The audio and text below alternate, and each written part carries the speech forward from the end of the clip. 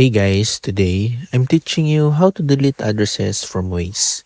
If you want to remove an old home, work, or save address from your Waze app, this quick tutorial will show you exactly what to do. First, open the Waze app on your phone. From the main screen, tap the menu icon to open your navigation options.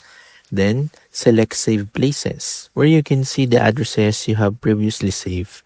Find the address you want to remove. Then tap the three dots next to it to open more options. From there, select Remove or Delete, depending on your device. Waze may ask you to confirm your choice, so tap Remove again to delete the saved address. The address will now be removed from your saved places in Waze.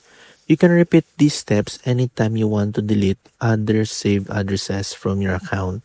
And that's how to delete addresses from Waze. Thanks for watching, and don't forget to like, subscribe, and check out for other helpful tutorials.